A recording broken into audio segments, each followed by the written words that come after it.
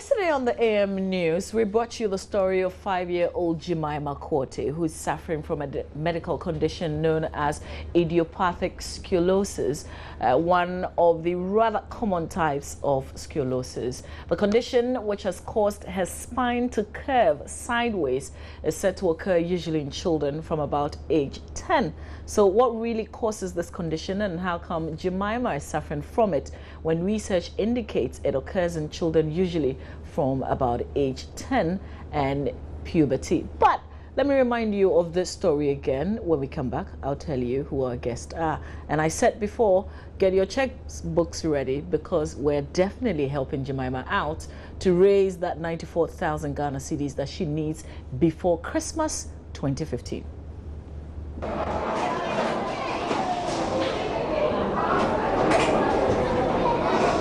She comes across as a very lively child, but Jamaima is living with a life-threatening condition.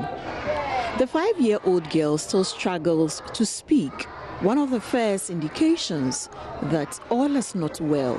Girl, everybody clap for Jamaima. Yeah. Yes. Good. Now Jamaima is going to help us to recite a lion. Everybody go. A lion. A lion has a tail. It has a big head and a very small waist. And a very small waist. And a very small waist. And a very small waist. Her body is curved to the left-hand side because her spine keeps shifting to the left. Doctors call this condition Idiopathic Scoliosis. She can only walk for very short distances. Her father has to carry her most of the time. Jamaima first started showing symptoms when she was only 1 year old. Despite the difficulty, she goes to school, and her class teacher, Mercy Winnie Odamte, says Jamaima is very intelligent. The word neck. Point to the word for me, neck. Where did you march to? Point to the word neck. Now, go to the board and point to the word neck for me. Neck. Let's clap for her. Okay, that's neck. At times, if she's not feeling well, she'll lie down on the table, and you see that things are not going well with her. She'll be quiet the whole day, but if she's active in class, nothing can stop her. She just behaves like the cat. Yeah. Emmanuel Korte is Jamaima's father. He says his daughter's condition makes him break down in tears anytime he sees her. As a parent, sometimes when I look at her, I feel down. But I really go through emotional challenges. There are times I even cry. I cry. Sometimes I have to encourage my, though a man, as the progress goes, bear man soon. Let's say go bear man soon, but sometimes because of her condition, I shed tears. So that is my first daughter and a child going through this. It's not an easy thing. Jamaima's spine can be straightened out. However, orthopedic experts peg the cost of the surgery at 94,000 Ghana cedis. Mr. Korte is a teacher and needs help to see her daughter through surgery. Yeah, I'm appealing to the entire public to come to our aid to help us to have the surgery done for Jamaima so that she can continue with her life, she can continue with her education, and be a responsible citizen in the near future. 1, 2, 3, 4, 5. Once I caught a fish I let. 6, 7, 8, 9, 10. And I let it go away. Why did you let it go? Because it bent my fingers. Which finger did it? The little finger. Oh my right. The little finger. Oh my right.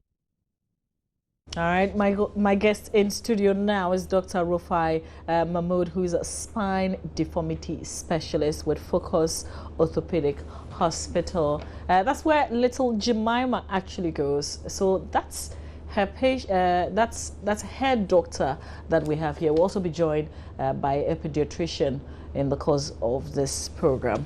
Good morning to you, Dr. Mahmood. Good morning.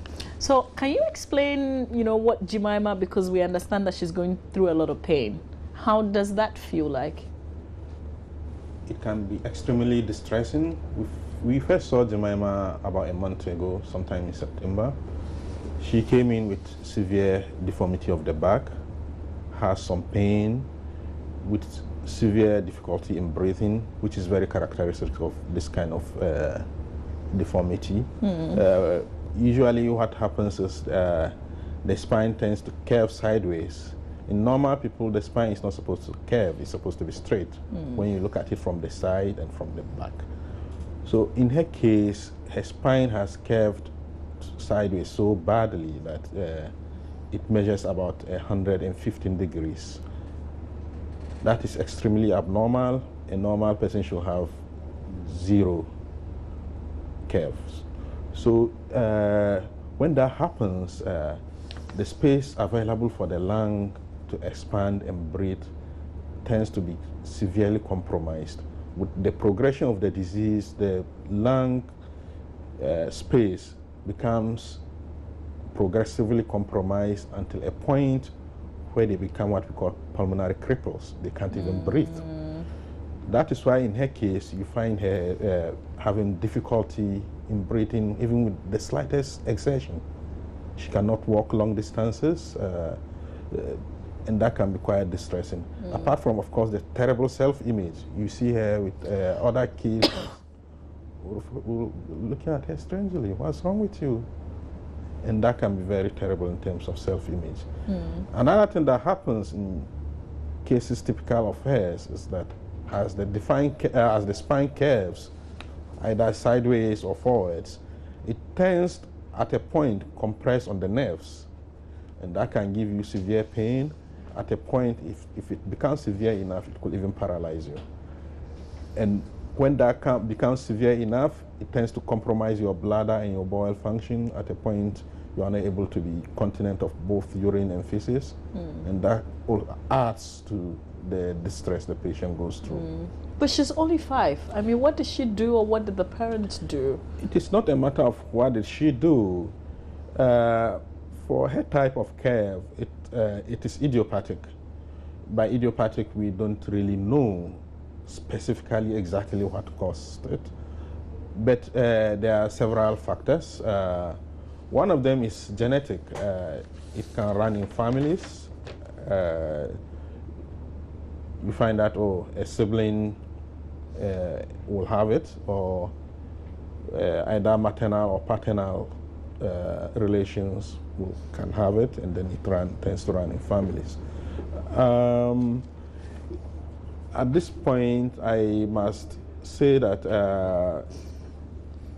parents need to play a role in early identification of this kind of deformity. You need to be very observant of your child. How early can you begin to see the signs? As early as a year. Okay. As early as a year. Once the child tries to stand up and walk, you will see it. Or once the child sits.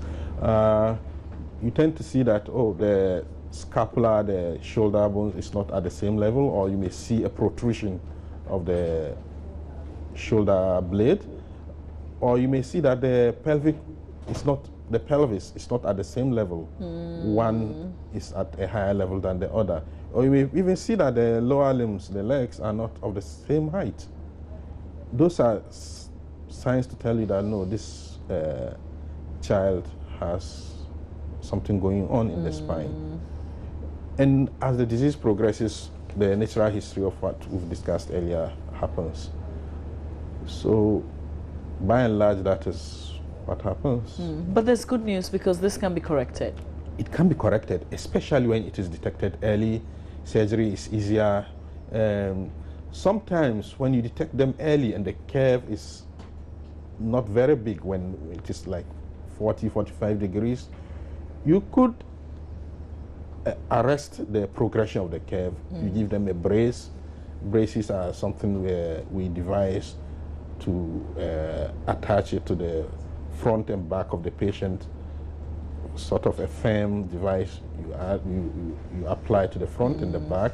It can be removed at every point in time for the patient to. But the thing with brace is that it must be worn at least 23 hours of the day. So You must sleep with it?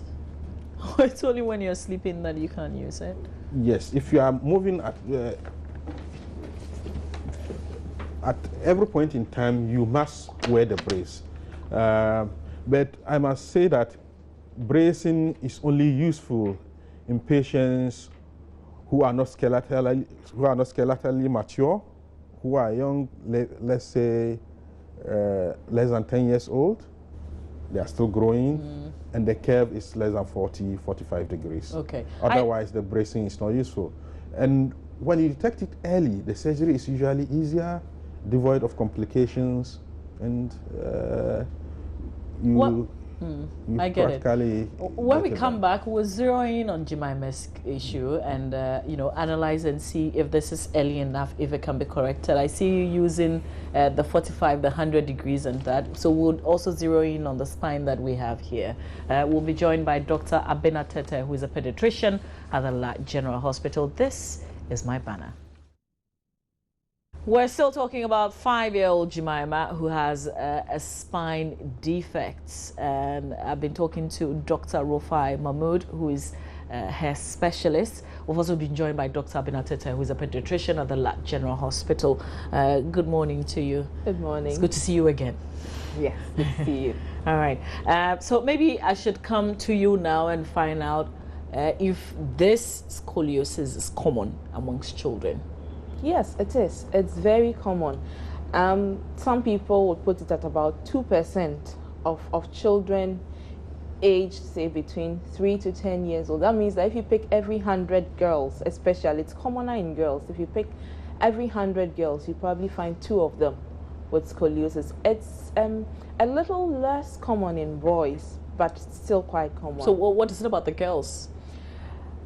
There's so much about idiopathic scoliosis that we don't know. And there are all sorts of theories. Some people think it's genetic. Some people think something happened during formation. But it just so happens that it's commoner in the girls. We don't know. So what do we do, when we find out such cases? Do you see a lot more parents reporting these cases? Unfortunately, not in Ghana. When people are enlightened, yes, they know they can get help. But the problem is that it looks as if most people don't think they can get help. So they just sort of tag you as you have a deformity and that's it. And they don't seek help until it's probably too late. Yeah. So Dr. Mahmoud, what sort of people come to you with this particular case? Unfortunately, most of the people who come to us come in very late. But then, even if they come in late, there's still hope. Where late means? Where late means the curve has gone so bad. We tend to see curves greater than 100 degrees. Can we use your spine? You've said 100 degrees again. Yes, I mean, when the curve is in a straight line, that's 0. So when it bends to the side, that is some degrees off the mark of the midpoint. So the more it bends towards the side, the more it increases in degrees and in severity, of course. So, and as it does that, it of course compromises lung function, the expansion of the lungs, and of course it also tends to compromise the nerves and the spinal cord itself. So most of them, there are a few we see very early, but most present very late, probably because they don't know that they can get help. And usually for the early ones, like Jamaima, Jamaima is early. She didn't come early, but probably it might have started when she was a year old or more, because at this rate, 115 degrees curve wouldn't have started in a day or in a year. So can you show with that? So because this is not a straight spine. This is not a straight spine. This is a deformed spine, and this has a combination of both sideways deviation and then forward deviation, what we call kyphoscoliosis. This is a particularly you see the spine is supposed to be straight, unlike this bend it has done on this angle. So that is what we call kyphosis. So you see, instead of being straight, it bends at this angle, and then this is the angle we usually measure for kyphosis, and that gives us an idea about the severity of the disease. So Jamaima's situation is very severe. It's very severe. It is as severe as it can be. But we've seen, of course, more severe cases than hers, much more complicated cases than hers. Hers is salvageable. For her, what we usually do for a case, because the curve is so big, we usually put them in traction. There's a kit we put on and then put in a weight around their skull and then try to pull them up to sort of try to make the spine more flexible and straighten up the spine a bit so that surgery is a bit easier and then less complicated. So for her, what we usually do is to put in growing rods because she's a 5-year-old kid. She needs to grow. So what we do is to put in what we call growing rods, try to make the spine straight and then stabilize it with 2 or 4 rods, depending, of course, on the severity of this disease, and then fuse it at the upper and lower end so that she can grow at the middle between the points where we fused. Is this something that she's going to have on her for like the rest of her life or something? Absolutely. So when we fuse, when we do this growing rods, the spine is believed to grow at least 1 centimeter every year. So we try to go back and lengthen the rods at least every 6 months as she grows, so that she can grow with it. By the time she's 12, 13, 14, most girls will have been skeletally mature by that age. They will have finished growing by that time. Then we can go straighten it again and then fuse it finally. And then that gives them a chance at life. They can be as normal as any other kid. And then. So when we start this, in about 5 years, because I thought it was 5 years, but this is a little over 5 years, she can be normal. She can be absolutely normal. She can be absolutely normal, have normal activities, grow like any other kid, and you give them a chance. Dr. Sete, have you seen, a case, this bad and hope afterwards? Oh yes, yes. Like he said, there are some that are even worse, and after surgery. And then as they go, they just get back to normal. Of course, there are some where you may have a little curve still in the spine left, but it's so small that it doesn't affect them like this one would. So yes, they go, they do things normally, and they are fine. But Jamaima is only 5. Can she survive all the descriptions that Dr. Mahmood has just given? Oh yes, she can. I have every hope that she will. I mean, she's young, but there are people who are specialized in doing that. And so they'll take care of all the things that have to be taken care of. The surgery itself, the anesthesia part, putting her to sleep, making sure she doesn't have pain and all that. And then, of course, there'll be other people to support as she goes, the physical therapists and all that. So she will. Are you giving her all that? I mean, if she decides to, if we're able to raise the money and then she goes through this. Yes, we are giving her all that and even more. We, of course, the anesthesia part, we have very competent anesthetists who have handled the worst of the cases in the world. Our surgeons are probably the best in the world that you can find at the moment. Our instrumentation systems are top-notch. Are you going to be keeping her throughout these years? No, absolutely not. Treatment plan will be to put her in traction for like 8 weeks. That will tend to straighten the spine a bit, make it more flexible. Then we go in and put in the growing rods. Once we put in the growing rods, in 6 weeks, she'll be fine. She can go back to school because she's in school now. She can go back to school in 6 weeks. Surgery takes a few hours, 2 to 4 or 5 hours, and We keep her in the hospital for like maximum a week. She goes back home, and in 6 weeks she's back to school. This is what we're going to do.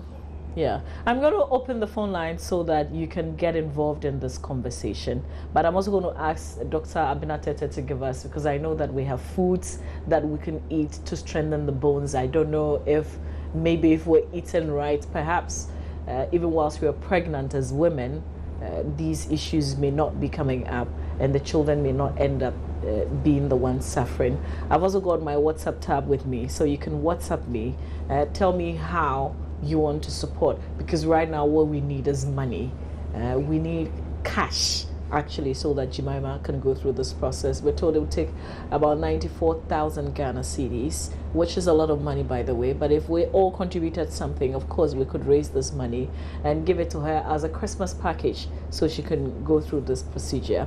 So my WhatsApp line is 0560 800 000, 0560 800 000, and then you can call me on 0302 211 69102, 0302 211 69102. We'll give you the account number where if you want to make a donation you can, and it is via the account number 041 201 8095, 041 201 8095. The account name is Multimedia Group Limited. The bank is Barclays Bank, Circle Branch. You can also walk in here from today really and make a donation. The person who's at the center of the collection is my colleague Emefa. So once you get here into our building in Kokomlemle, we're right opposite Joy FM. You can look for Emefa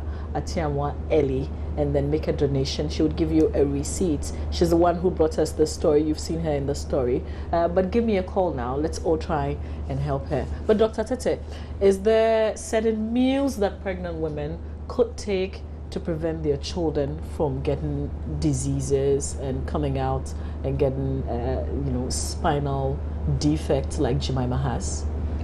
Well, for Jamaima's particular case, it's difficult to tell. But generally, yes, when you are pregnant and when you have children, and even with the children themselves, definitely they should have things that would make bones grow strong.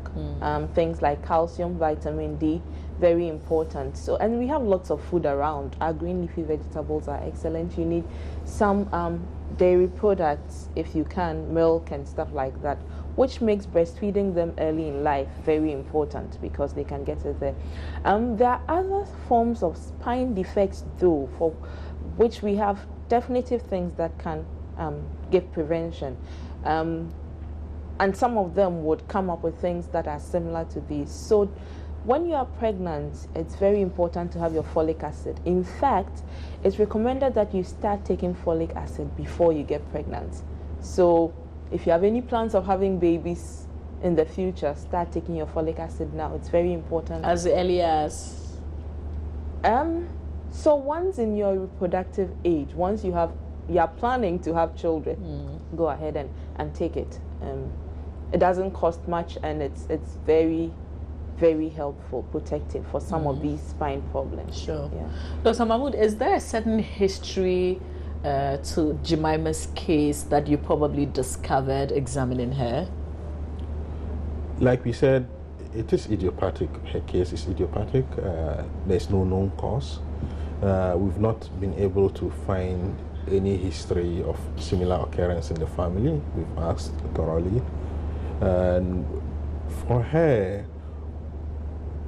you cannot really put a finger to what exactly precipitated the deformity, because I mean, it is idiopathic. In medicine, when we say it is idiopathic, we don't really know. Perhaps science has not yet given us an insight on what really causes it. But this is something that happens. Yes. So how come we don't know anything? And there are a lot of things we don't yet know, and research is ongoing. perhaps, who knows, one day we'll be able to, Okay. to put it. Just hold it there. Let me speak to Wisdom, who's calling us from the Volta region. Hello, Wisdom. Good morning. Thanks for calling. Hello, Wisdom. Hello, good morning. Good morning. Thanks for calling. You're on air. Let's hear you. I wanted to ask a question pertaining to the program you are having. Sure, please do. I'm sorry for the girl that is suffering from that although we all try to support her to get well. And I wanted to ask, this kind of disease, can it also occur when you are old, like 30s and 20s that way? I wanted to know if something like that can occur, not only in the child, but old age too. All right. Okay, Wisdom. Thank you so much for calling. Yeah. Okay, Wisdom. It can occur in the elderly too, in adolescents. It says 30, 20. 30, 20 years, we found people in their 20s having it. But I must say that for most of them, it starts in the adolescent period, when during the adolescent growth spurt, when there's at puberty, the spine tends to grow faster. So that's when sometimes the curve really becomes more apparent. But usually maybe the patient will not have detected and keeps on progressing until it becomes apparent by the time he's... Does it mean it all doesn't hurt? Because if it hurts you, then you probably most would want to actually seek help. don't hurt. Okay. Most are actually painless. But for the severe ones, you hardly see them live beyond 30 years. That is the reason why you hardly see adults in their 30s, 40s with this disease, because by the time they've reached that age group, if it is severe enough, it will have crippled them in terms of their pulmonary function and their respiration, and then they are gone. Really? Yeah, absolutely. So it means that we don't have forever to help Jamaima? We don't, actually. Time is of essence here. The more we keep her like this, the more the disease progresses, the more complex the surgery becomes, and for each day, her pulmonary function keeps decreasing, and who knows, as the disease progresses, she might develop some neurological deficits. She might lose control of her bowel or her bladder function. Who knows, depending on the progression. So time is of essence here. That's not good. Dr. Tete, I mean, what kind of, when we come across, because I know you would come across some of these, what do you do? Is there a place where we could take her for help? Definitely. I mean, if you go to any hospital, any doctor would know where to send her. Yes, there are people who are in general practice. There are people in other specialties. It's the orthopedic surgeons, the spine specialists who would, at the end of the day, do the surgery and all that. But every medical person knows the channels through which to refer people to get them there. Okay, I get you. I'm talking about where to get the money for her to go through the process. Wow. Because, that's the problem now. Yeah. That's the problem we have. Yeah. That's the hurdle. That's where we've got into. We need to jump it. We need to cross it. And I'm now learning that every day that we delay means a lot. It means that her condition is progressing, negatively. And so I'm just trying to look for avenues where we can get support whilst we appeal to people to also, call us and help us. Dr. Mahmoud, usually what would your patients do, especially when they can afford, because this is a lot of money? It might be a lot of money, but what you see as the cost, the bill that we've given here, is actually a fraction of what it will normally have cost if you were to do this surgery somewhere else outside the country. I can confidently say that this kind of surgery, if you were to do it in the United States, you are looking at $150,000 surgery. So, I mean, it is a fraction of the cost. Because the instrumentation systems we use are very, very expensive, the skill set required to perform this surgery is very, very delicate. and the post-op care that she needs also counts a lot in terms of the cost. But we are able to do it at this fraction of this cost. So it's cheaper doing it here? Absolutely cheaper. We found patients coming all the way from New Zealand, from Haiti, to come and do this kind of surgery here. Come and do this kind of surgery here because, I mean, it's cheaper. We got a call from Kamara Adam, who is in Abidjan, who is helping. We're grateful to you. If you've got any help that you want to give us, please do call. If you don't want to talk on air, that's fine. My producer, Nia Kufismat Abe, will speak to you off air and we'll take whatever contribution that you're giving. We say Kitwa Bianswa. We want to give Jamaima a beautiful Christmas package, and that's to correct the defect that she has.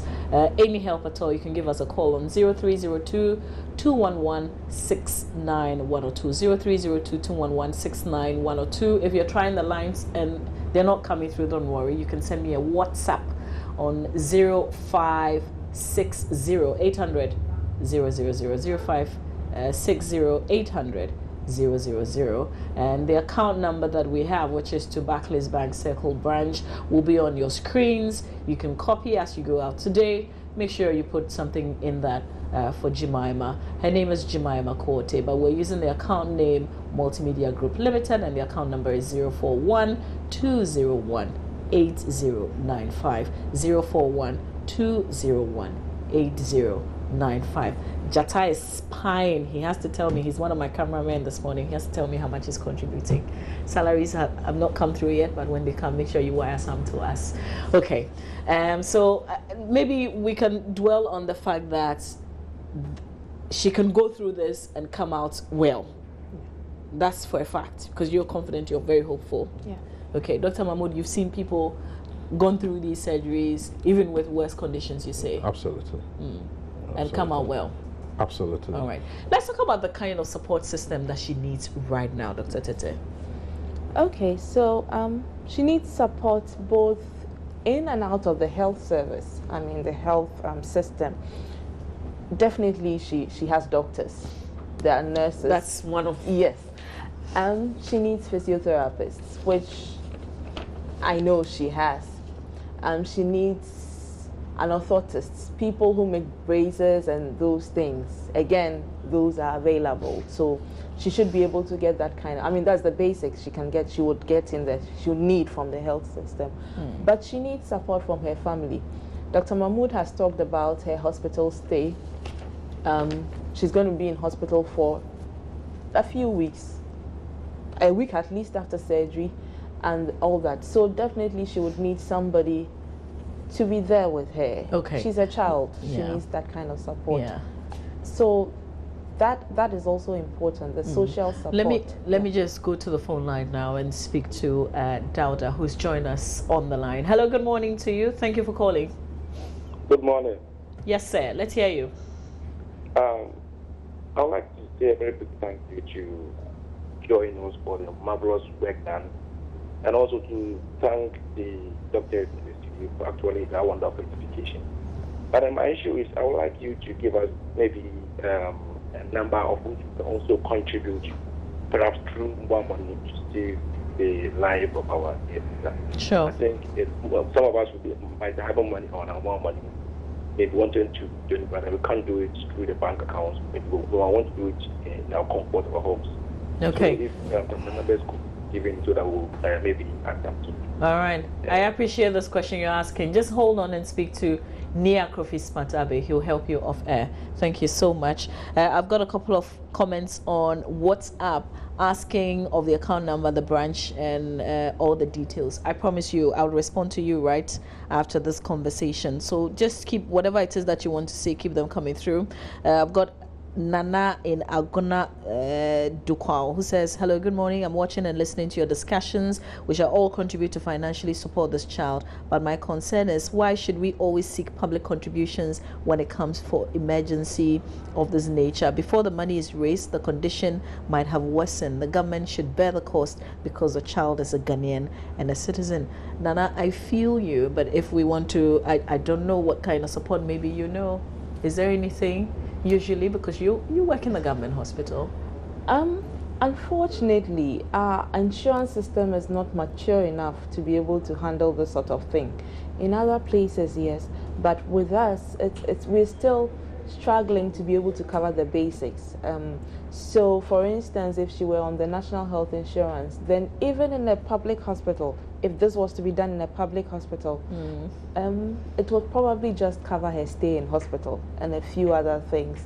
But the cost of this kind of surgery, and you see, the insurance system depends on how common things are, and there are other things that are more common than this and cheaper to manage. So it's sort of, the little money can be spread over a lot more people.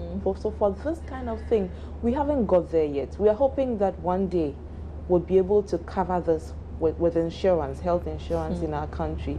But for now, unfortunately, this is sad. It is. Because these are the things that you need support. Exactly. I mean, this is not the everyday thing. If you have malaria, if you have a headache, you can manage.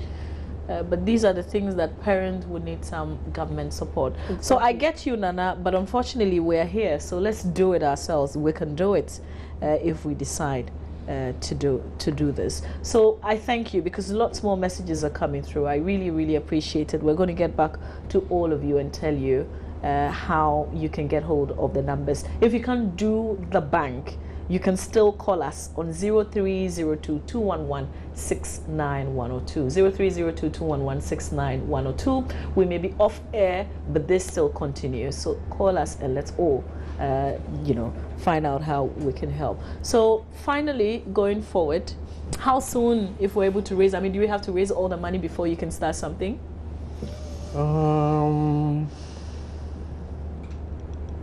Preferably, we would want that. Okay. But you see, this kind of surgeries, we run focus like not for profit, a non-governmental organization, sort of. So we don't operate to make profit. We just try to raise enough funds to replace our instrumentation systems, to be able to pay our utility bills and to pay our staff. So we usually will want a full payment, but usually for her case, if at least 80% of the funds is available, we should be able to go through with the surgery, depending when a full payment can be made.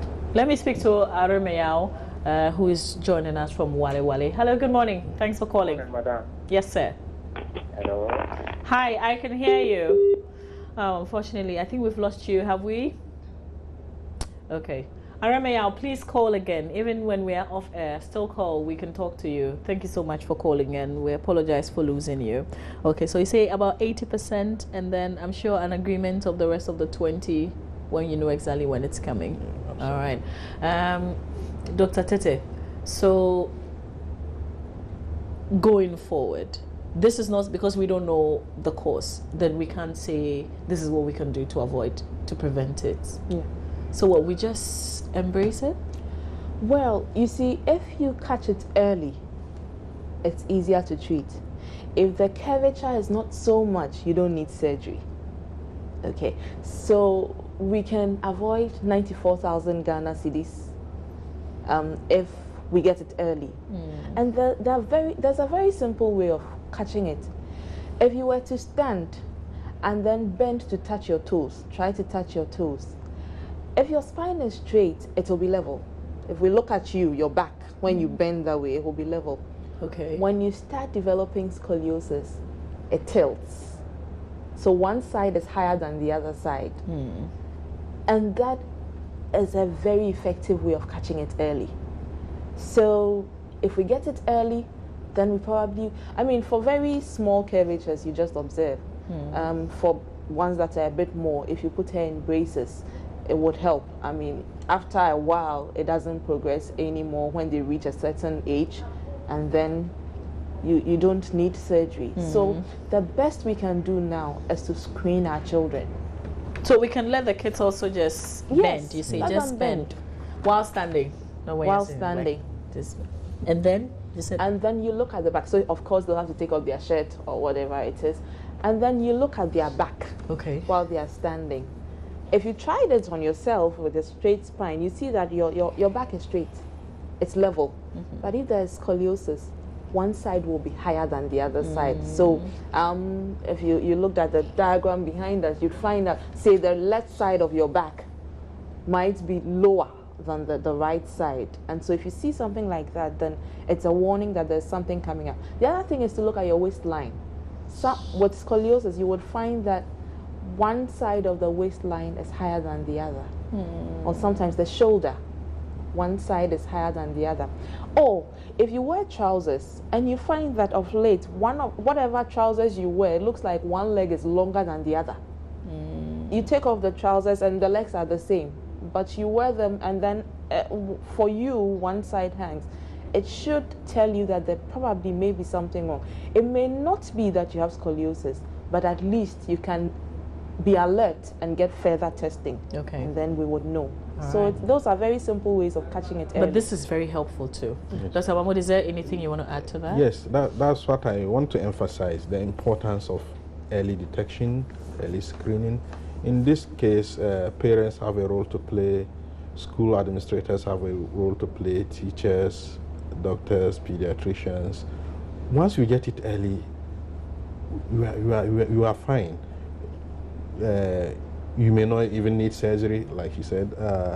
What you may need is just a brace to arrest further progression of the curve. Some may not even need a brace. You just need to be observing. As maybe you observe every 6 months, you do an X-ray, measure and see how the curve has progressed or not. And like she said, sometimes you just need to look at the shoulder blade. Sometimes there's just a prominence of one shoulder blade over the other, or an elevation of one shoulder over the other, or the pelvis is just not at the same level, or just one leg is longer than the other. Okay. This doesn't require any special skill to do that. Parents can do that and they can send them to us for evaluation. Okay. I want to say thank you for coming.